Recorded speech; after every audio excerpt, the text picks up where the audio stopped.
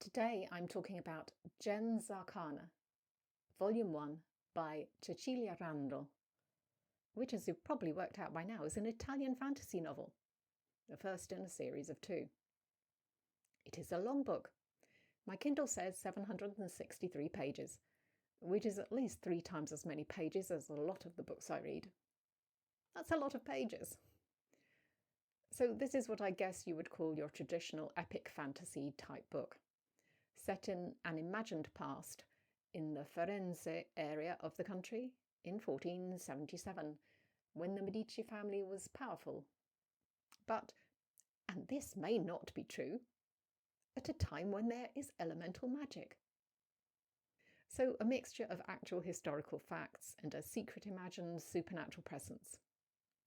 This magic encompasses the 4 regular elements for these kind of things: water, air, fire and earth, and one overarching element, etere, ether.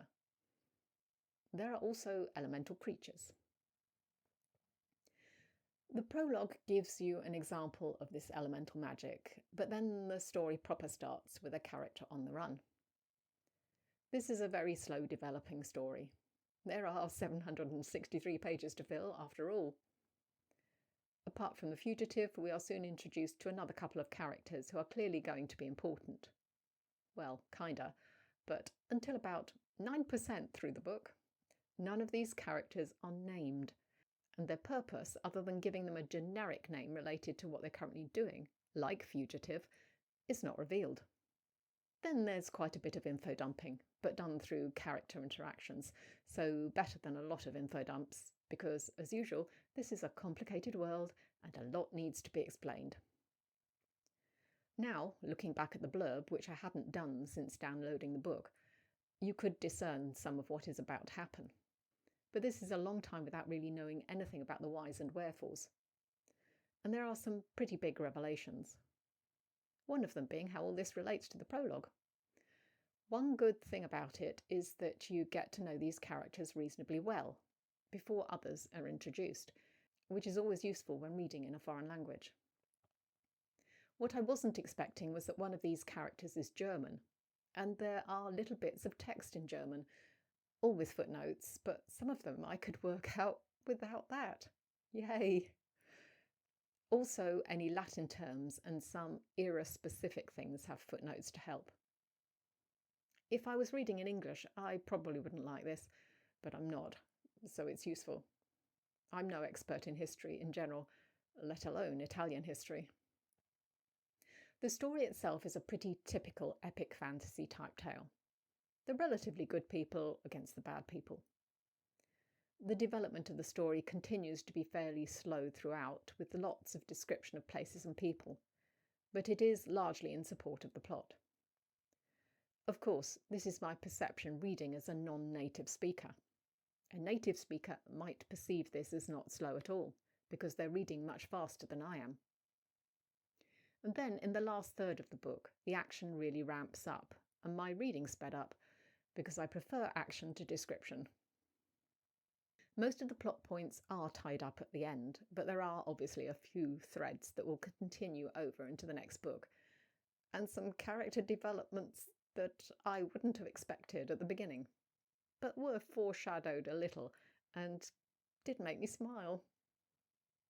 I do intend to read the second book, but not right away, because if it's as long as this one, and why wouldn't it be? That's a lot of hours. Anyway, while I was near the beginning of the book, I decided to do something different for the sample paragraph in this one. I voice recorded a piece about a paragraph I'd just read, kind of explaining my perception of it as reading. This is why it may sound a little incoherent, because when reading, I'm not thinking in English, so the English words don't come easily. I'm paraphrasing a lot, and not necessarily using the right tenses. So afterwards, I'll put a proper, well-thought-out translation of the paragraph. This is a little bit spoilerish, but it's a tiny plot point in the whole scheme of things. So I'm recording this piece as I'm actually reading the book as the paragraph to see if you could read this. But I want to talk about it not in a perfect way, as in a reading way. So, ripreso fiato, he got his breath back, started breathing again. Gattonò verso il piolo della tagliola. Gattonare is to basically act like a cat, so that's crawling. He crawled towards, I don't know what piolo is, but I've already looked up previously tagliola, so I know that that's a snare, so it's part of the snare. Sits himself down to get closer to the imprisoned ankle without the chain. I'm not sure what intralcio is, but I'm assuming it's something like getting in the way.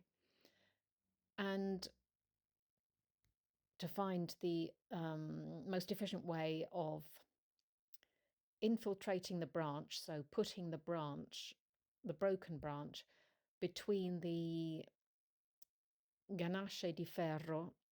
I looked up ganasce before, and that was the jaws of the iron, so the jaws of the snare. The cold sweat was wetting the back of his shirt.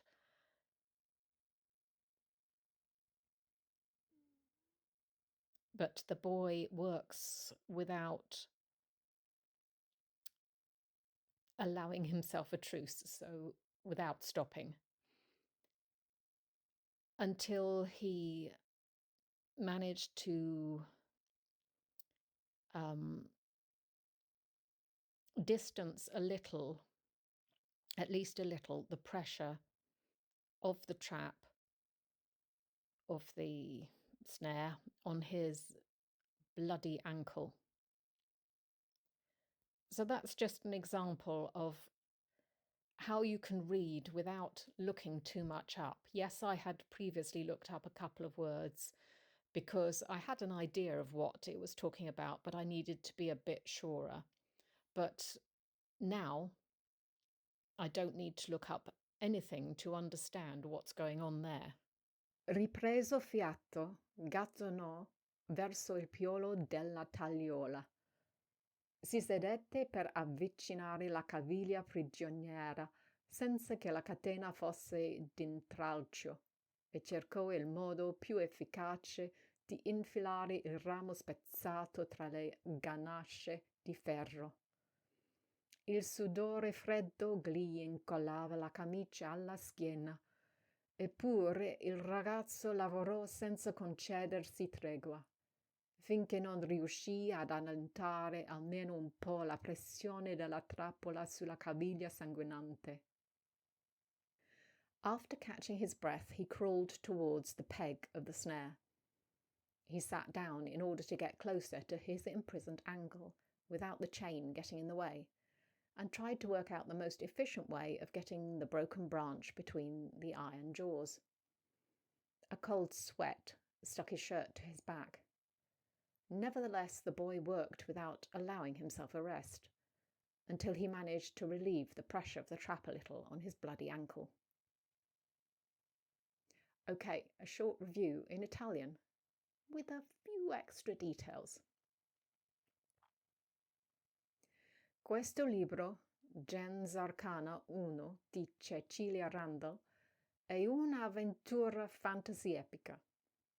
La storia è ambientata nel passato, a Firenze, nel mondo mediceo, con un po' di magia. Magia elementale, con creature elementali, che sono invisibili alle persone normali, come noi. Aria, acqua, terra, fuoco ed etere, la quinta essenza.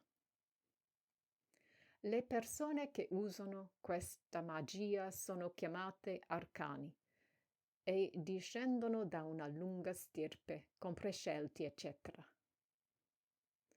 Di solito un arcano controlla come esperto solo un elemento, Tutte le regole sono piuttosto complicate.